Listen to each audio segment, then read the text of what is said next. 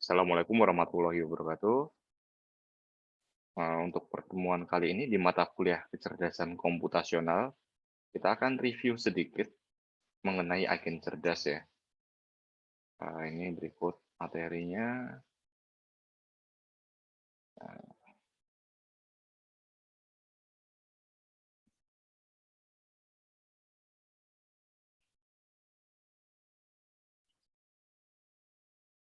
ya, yang pertama untuk capaian pembelajaran ya, di sini ada 3. Yang pertama, mahasiswa memahami konsep dan cara kerja dari agen, kemudian memahami unsur dan ukuran performa sebuah agen, dan yang terakhir, mahasiswa memahami jenis agen dan lingkungannya. Untuk yang akan kita bahas di sini ada agen dan lingkungannya, kemudian rasionalitas, PEAS atau performance measure, environment, actuators, and sensors, dan jenis lingkungan dan jenis agen. Yang pertama, di sini agen adalah segala sesuatu yang dapat dilihat sebagai yang mempersepsikan lingkungannya melalui sensor dan bertindak atas lingkungan itu melalui aktuator. Untuk contoh agen manusia ya, ini ada mata, telinga, dan organ lain yang digunakan sebagai sensor. Kemudian tangan, kaki, mulut, dan bagian tubuh lain ini yang bertindak sebagai aktuator. Untuk agen robot, ini kamera dan infrared range finders ini digunakan sebagai sensornya ya. Dan berbagai macam motor ini digunakan sebagai aktuator. Fungsi agen F, dia memetakan dari secara persepsi ke tindakan atau ke action di sini. Jadi program agen ini berjalan pada arsitektur fisik untuk menghasilkan fungsi agen F, mana agen di sini merupakan gabungan antara arsitektur dan program. Ini contoh di dunia vakum cleaner ya atau penyedot debu yang disebut persepsi. Ini misalnya ada lokasi dan konten. Misalnya di sini ada A, kotor. Kemudian tindakan atau actionnya di sini ada kiri, kanan, sedot, dan diam. Seperti itu. Ini agen penyedot debu ya, di sini ada urutan persepsi dan tindakannya. Dan untuk agen rasional, di sini seorang agen harus berusaha untuk melakukan hal yang benar berdasarkan apa yang dapat dirasakannya dan tindakan yang dapat dilakukannya. Tindakan yang tepat adalah tindakan yang akan menyebabkan agen menjadi paling sukses.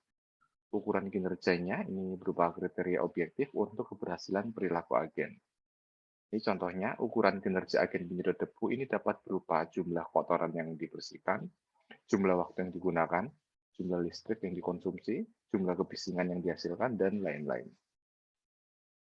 Kemudian untuk setiap urutan persepsi yang mungkin, ini agen rasional ini harus, yang pertama, dia memilih tindakan yang diharapkan untuk memaksimalkan ukuran kinerjanya. Kemudian mengingat petunjuk yang diberikan oleh urutan persepsi, dan apapun pengetahuan bawaan, atau built-in knowledge ya, ini yang dimiliki oleh agen. Rasionalitas ini berbeda dari pemahatawan atau maha tahu dengan pengetahuan yang tak terbatas ya. Kemudian agen ini dapat melakukan tindakan untuk mengubah persepsi masa depan sehingga memperoleh informasi yang berguna. Ini dia akan melakukan eksplorasi dan melakukan pengumpulan informasi. Kemudian seorang agen dikatakan mandiri atau autonomous jika perilakunya ini ditentukan oleh pengalamannya sendiri, yaitu dengan kemampuan untuk belajar dan beradaptasi. Ya, kemudian kita masuk ke PS ya, performance measure, environment, actuators, sensor. Ini pertama-tama, ini kita harus menentukan pengaturan untuk desain agen cerdas. Misalkan tugas untuk merancang sopir taksi otomatis.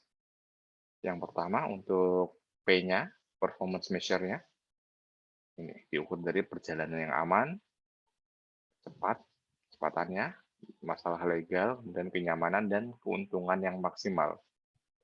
Kemudian untuk lingkungan atau environment-nya, ini ada jalan, lalu lintas lainnya, pejalan kaki, dan customer atau pelanggan. Untuk aktuatornya, di sini ada steer wheel atau roda kemudi ya, akselerator, rem, sinyal, dan klakson. Kemudian untuk sensor yang digunakan untuk supir taksi otomatis ya, ini menggunakan kamera, sonar, speedometer, GPS, odometer, sensor mesin, dan keyboard. Kemudian contoh untuk agen sistem diagnosis medis.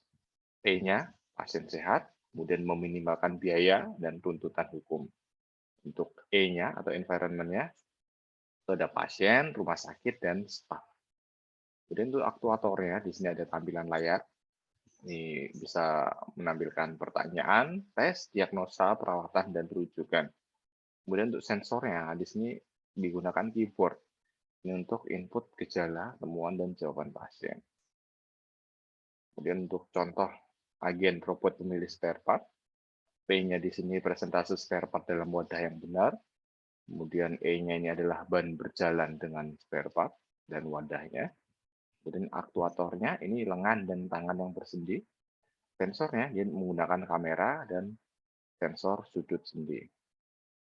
Kemudian untuk agen guru bahasa Inggris interaktif, P-nya di sini itu maksimalkan nilai siswa pada ujian. Untuk E-nya ini sejumlah siswa, aktuatornya berupa tampilan layar, kemudian sensornya adalah menggunakan sebuah keyboard. Nah, kemudian masuk ke jenis-jenis lingkungannya ya.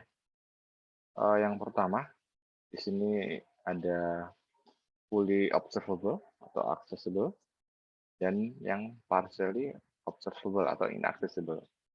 Lingkungan yang disebut fully observable adalah ketika informasi yang diterima oleh agen pada suatu titik waktu ini cukup untuk membuat keputusan yang optimal. Fully observable jika sensor agen ini mendeteksi semua aspek lingkungan yang relevan dengan pilihan tindakan yang dapat diamati sebagian atau partially observable. Ini karena sensor bising tidak akurat atau hilang atau ketidakmampuan untuk mengukur semua yang diperlukan. Dan di sini ada deterministik dan non-deterministik atau stokastik ya.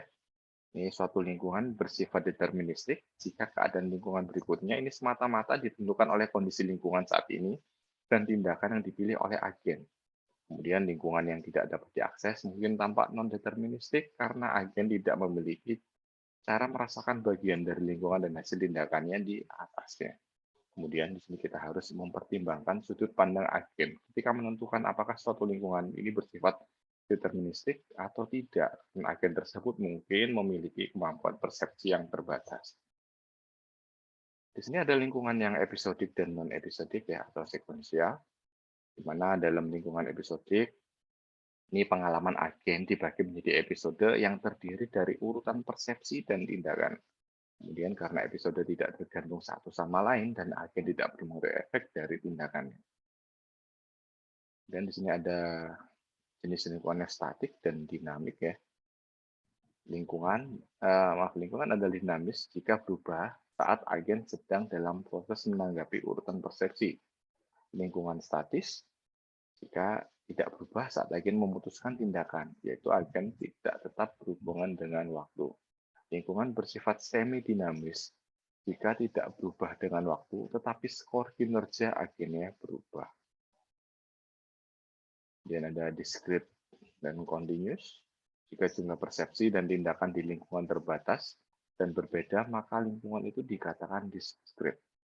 Contohnya itu papan catur ya. Ini berikut ditampilkan jenis lingkungan untuk contoh agen ya. Yang pertama, chess with a clock. Dia accessible, deterministik, dia tidak episodik, dia semi-static, dan dia bersifat discrete. Kemudian chess without a clock, dia accessible, deterministik, non-episodik, dia statik sifatnya, dan discrete. Dan seterusnya ya, hingga yang terakhir ini contohnya ada interaktif English tutor. Dia tidak accessible, tidak deterministik, tidak episodik, dan tidak statik, dan ya bersifat discrete. Nah, ini untuk fungsi dan program agen, di mana agen ini sepenuhnya ditentukan oleh fungsi-fungsi pemetaan urutan persepsi tindakan. Satu fungsi agen atau kelas ekivalensi kecil ini adalah rasional. Tujuannya di sini untuk menemukan cara untuk mengimplementasikan fungsi agen rasional secara ringkas. Ini contoh ada function reflex vacuum agent ya. Ini inputannya berupa lokasi dan status, dan return in action, Jika statusnya kotor, maka aksi yaitu sedot debunya ya. Dan jika lokasinya A, maka dia ke kanan untuk aksinya. Lainnya jika lokasinya B, maka dia ke kiri. Contoh. Dan untuk tipe-tipe agen, di sini ada 4 tipe dasar dalam rangka meningkatkan generalitas. Yang pertama ada simple reflex agents, ada model based reflex agents, goal based agent, dan utility based agents. Yang pertama, untuk simple reflex agents, ini agen memilih tindakan berdasarkan persepsi agen untuk dunia saat ini dan tidak berdasarkan persepsi masa lalu. Hal ini berguna untuk ketika respon otomatis yang cepat diperlukan. Manusia memiliki reaksi yang sangat mirip dengan API. Misalnya, otak kita menarik tangan kita tanpa memikirkan kemungkinan yang mungkin ada bahaya di jalur lengan Anda. Sebagai contoh, jika pendarat Mars menemukan batu di tempat tertentu yang diperlukan untuk dikumpulkan, maka ia akan mengumpulkannya. Jika ia menemukan batu yang sama di tempat yang berbeda, ia masih akan mengambilnya karena tidak dapat memperhitungkan bahwa itu sudah pernah diambil. Dan yang kedua, model based reflex agents. Agen refleks berbasis model ini dibuat untuk menangani aksesibilitas parsial, yang melakukan ini dengan melacak bagian dunia yang dapat dilihatnya sekarang, dengan menjaga keadaan internal yang tergantung pada apa yang telah dilihat sebelumnya, sehingga ia menyimpan informasi tentang aspek-aspek yang tidak teramati dari keadaan saat ini. Mendarat Mars pada saat mendarat pertama kali mengambil satu sampel batuan dan menyimpannya ya, sehingga ketika bertemu dengan jenis batu yang sama, dia akan melewatinya untuk menghemat ruang. Model ini juga akan memperhitungkan lingkungan sekitarnya. Misal ada batu berbeda di dekat jurang. Ya, hal itu akan membahayakan jika diambil ya, maka dia itu akan mengabaikan semua batu yang ada di dekat jurang. Kemudian kita dapat memprediksi bagaimana dunia akan bereaksi dengan fakta-fakta seperti jika Anda mengambil batu di dekat jurang ya, maka ada resiko jatuh seperti itu. Kemudian fakta-fakta semacam ini itu disebut model, maka dinamai agen berbasis model. Kemudian goal-based agents, mana agen ini dapat menggunakan berbagai tujuan dengan serangkaian tindakan dan hasil yang diprediksinya untuk melihat tindakan mana yang mencapai tujuan. Goal-based agent ini dapat mengambil satu tindakan atau banyak tindakan. Kemudian pencarian dan perencanaan adalah dua subbidang dalam AI yang ditujukan untuk menemukan urutan tindakan untuk mencapai tujuan agen tersebut.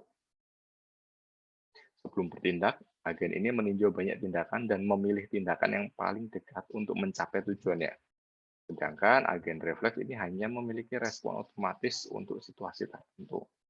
Meskipun agen berbasis tujuan ini melakukan lebih banyak pekerjaan daripada agen refleks, ini membuatnya jauh lebih fleksibel karena pengetahuan yang digunakan untuk pengambilan keputusan ini diwakili secara eksplisit dan dapat dimodifikasi. Misal, jika pendarat Mars atau Mars Lander ya ini perlu naik bukit, ini agen dapat memperbarui pengetahuannya tentang seberapa besar daya yang dimasukkan ke roda untuk mendapatkan kecepatan tertentu. Melalui semua perilaku yang relevan ini, sekarang secara otomatis akan mengikuti pengetahuan baru tentang bergerak. Dan yang keempat, utility based agent ya. Fungsi utilitas ini memetakan setiap kondisi ke setiap tindakan yang menunjukkan seberapa efisien setiap tindakan mencapai tujuan. Kemudian ini berguna ketika kita memiliki banyak tindakan yang semuanya menyelesaikan tujuan yang sama, atau ketika kita memiliki banyak tujuan yang dapat dipenuhi dan kita perlu memilih tindakan untuk dilakukan. Sebagai contoh, mari kita tunjukkan ya Mars Lander di permukaan Mars dengan rintangan di jalannya. Dalam agen berbasis tujuan, ini tidak pasti jalur mana yang akan diambil oleh agen dan beberapa jelas tidak seefisien yang lain. Tetapi dalam agen berbasis utilitas, jalur terbaik ini akan memiliki output terbaik dari fungsi utilitas dan jalur mana yang akan dipilih oleh agen tersebut. Kemudian untuk learning agent ya, ketika kita memperluas lingkungan kita, kita ini mendapatkan jumlah tugas yang lebih besar dan lebih besar. Kemudian pada akhirnya kita akan memiliki sejumlah besar tindakan yang harus ditentukan sebelumnya. Cara lain untuk menciptakan agen adalah dengan membuatnya mempelajari tindakan baru seiring berjalannya proses bisnisnya. Kemudian ini masih membutuhkan pengetahuan awal, tetapi mengurangi pemrograman. Ini akan memungkinkan agen untuk bekerja di lingkungan yang tidak dikenal. Untuk elemen pembelajaran ini bertanggung jawab atas peningkatan yang dapat membuat perubahan pada komponen pengetahuan di agen.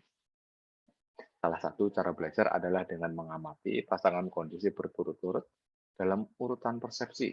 Dari sini, agen dapat belajar bagaimana dunia berevolusi ya. Kemudian untuk agen berbasis utilitas standar kinerja eksternal diperlukan untuk memberitahu kritik jika tindakan agen memiliki dampak baik atau buruk pada dunia. Untuk elemen kinerja ini bertanggung jawab untuk memilih tindakan eksternal dan ini dianggap sebagai agen sebelumnya yang dibahas. Agen pembelajaran mendapat umpan balik dari kritik tentang seberapa baik agen melakukan dan menentukan bagaimana elemen kinerja harus dimodifikasi untuk meningkatkan agen. Misal, ketika Anda berada di sekolah, Anda akan melakukan tes dan itu akan ditandai tes sebagai kritik. Dan guru akan menandai tes dan melihat apa yang dapat ditingkatkan dan menginstruksikan Anda bagaimana melakukan lebih baik di waktu berikutnya. Di sini, guru adalah elemen pembelajaran dan Anda adalah elemen kinerjanya. Komponen terakhir adalah generator masalah. Generator kinerja hanya menyarankan tindakan yang sudah bisa dilakukan, sehingga kita perlu cara untuk membuat agen mengalami situasi baru. Dan inilah gunanya kinerja generator. Dengan cara ini, agen terus belajar. Misalnya, kembali ke analogi sekolah ya, dalam sains dengan pengetahuan Anda saat itu, pada waktu itu, Anda tidak akan berpikir untuk menempatkan massa di pegas, tapi guru menyarankan percobaan dan Anda melakukannya. Dan hal ini mengajar Anda lebih banyak dan ditambahkan ke basis pengetahuan. Simpulannya, yang pertama, agen adalah sesuatu yang mempersepsikan dan bertindak dalam suatu lingkungan. Fungsi agen untuk agen menentukan tindakan yang diambil oleh agen dalam menanggapi setiap urutan persepsi. Ukuran kinerja mengevaluasi perilaku agen dalam lingkungan. Kemudian agen rasional ini bertindak untuk memaksimalkan nilai yang diharapkan dari ukuran kinerja, mengingat urutan persepsi yang telah dilihatnya sejauh ini. Spesifikasi lingkungan tugas ini mencakup ukuran kinerja, lingkungan eksternal, aktuator, dan sensor. Dalam merancang agen, langkah pertama ini harus selalu menentukan lingkungan tugas selengkap mungkin. Lingkungan tugas bervariasi sepanjang beberapa dimensi penting. Kemudian mereka ini dapat diamati secara penuh atau sebagian. Agen tunggal atau multi agen, deterministik atau stokastik, episodik atau berurutan, statis atau dinamis, diskrit atau kontinu, dan diketahui atau tidak diketahui. Program agen ini mengimplementasikan fungsi agen. Ini ada ada berbagai desain program agen dasar yang mencerminkan jenis informasi yang dibuat eksplisit dan digunakan dalam proses pengambilan keputusan. Desainnya bervariasi dalam efisiensi, kekompakan, dan fleksibilitas. Desain program agen yang tepat ini tergantung pada sifat lingkungan. Agen refleks sederhana ini merespon langsung ke persepsi, sedangkan agen refleks berbasis model mempertahankan keadaan internal untuk melacak aspek dunia yang tidak jelas dalam persepsi saat ini. Agen berbasis tujuan bertindak untuk mencapai tujuan mereka, dan agen berbasis utilitas mencoba untuk memaksimalkan kebahagiaan yang mereka harapkan. Kemudian sebuah agen dapat meningkatkan kinerja mereka melalui pembelajaran. Ya, untuk materi agen cerdas, oke, cukup sampai di sini. Bila ada pertanyaan, silakan sampaikan di forum yang ada di Elita. Atau mungkin bisa menuliskan pertanyaan Anda di kolom komentar di video ini. Oke. atas perhatiannya. Saya sampaikan terima kasih. Selamat malam. Wassalamualaikum warahmatullahi wabarakatuh.